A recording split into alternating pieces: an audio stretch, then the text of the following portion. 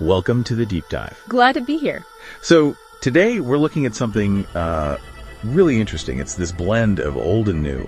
Absolutely. We've got info on a team restoring this classic fighter jet, a Mirage. The BD-09 Mirage, yeah. Right. And then there's this super modern virtual reality thing happening at a place called Droneport. And they're connected. That's the core of our deep dive today, right? Right. We have the source materials on the restoration team, the details on this sensation pack at Droneport. And our mission basically is to figure out the how and the why. How does restoring an old plane link up with a VR flight experience? Exactly. And the plane itself, the BD-09, it was actually brought back to Belgium in 2017 by its very last base commander and pilot, Colonel Jacques Waldeyer. Oh, interesting. And here's the kicker, Colonel Waldeyer. He's also the guy who basically founded Droneport.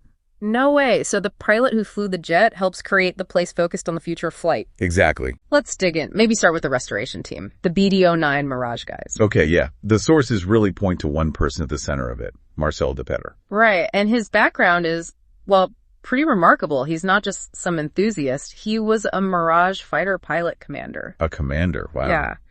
And the experience he has, it's extensive. Active combat. Seems so. And get this, he was an instructor for King Philip of Belgium. Instructed the king on the Mirage 5. Yeah. The same plane they're restoring. Exactly.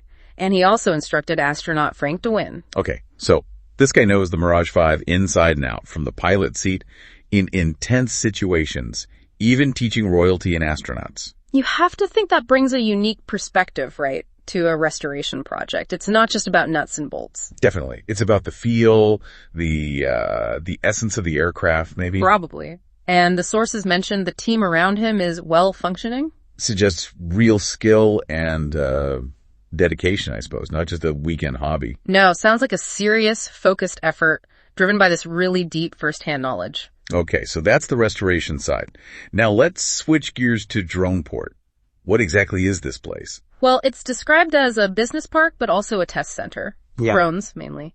And sustainable aviation. So very future-focused. Right, the name Droneport kind of gives it away. It does. And they offer these things called experience packs. Ah. Okay, and these are for Groups, it says.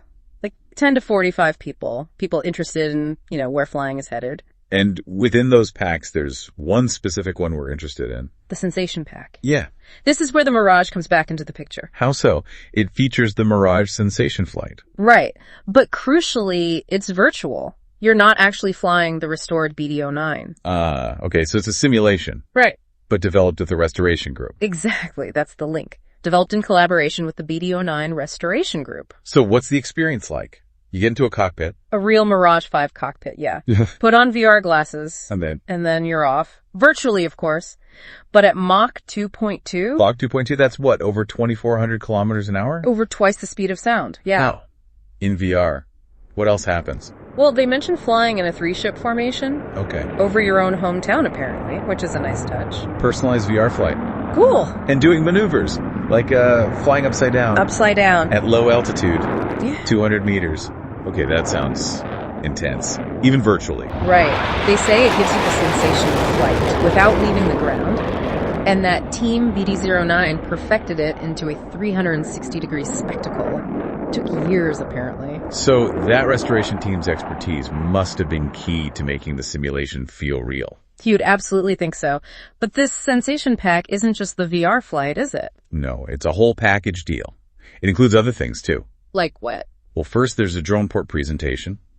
About 30 minutes. Okay, setting the scene about the future of flight, sustainable stuff. Exactly. Yeah. Then a guided tour, an hour long. What do you see on the tour? The facilities. Yeah. Airside hangar, control tower, with expert explanations, it says. So you get a look behind the curtain at Droneport itself. Yeah. And then there's a drone demonstration. Yeah. Live. Seeing the latest tech in action makes sense. 30 minutes for that. Right. And interestingly, it seems all the experience packs require you to have a meal there. Oh, really? At their restaurant, Cuisine Droneport. Yeah. They list options like Italian buffet, pasta, an Ulfer open fire buffet with grilled meats. Fancy. Or even 3 or 5 course menus. Wagyu carpaccio, guinea fowl, stuff like that. So they're really aiming for a full day out, a complete group experience, not just the tech stuff. Seems like it. Food, tech, history. Mm-hmm. It's quite a mix. But let's circle back to that core link, the collaboration, why do you think it was so important for the VR flight? Well, like we touched on, simulating Mach 2.2 flight, the maneuvers. Getting that It makes someone natural. right. Exactly. The source says it resulted from years of meticulous programming and test flights by Team BD09. So their deep understanding, maybe even Marcel de Petter's personal experience. Likely fed directly into the simulation's realism.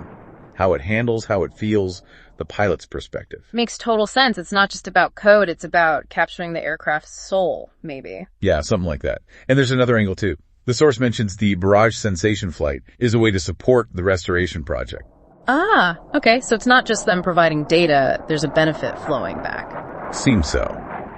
Maybe funding, maybe just raising awareness for the BD09 restoration itself. A kind of symbiotic relationship then. The history helps create the future experience, and the future experience helps preserve the history. Clever. Yeah. Really clever. So who's this whole package aimed at?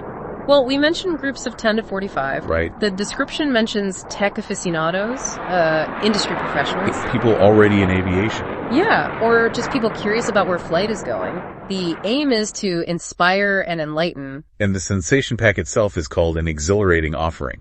Which fits with the Mach 2.2 VR flight, definitely. It's meant to be exciting, not just educational. So summing it all up, we've got this highly experienced team led by a veteran pilot commander, Marcel de Petter, yeah. restoring a historic Mirage 5 jet. And they've taken all that knowledge, all that expertise, And poured it into creating this incredibly immersive VR flight experience at Droneport. letting people feel that supersonic thrill in a real cockpit without leaving the ground. And it perfectly bridges aviation's past the legacy of the Mirage with its future, represented by Droneport, VR, and sustainable flight concepts. Plus, the virtual side helps keep the real physical restoration going. Exactly. History and future, hand in hand. It really makes you wonder, doesn't it? About using this kind of technology, VR, to connect with the past. How so? Well, think about it.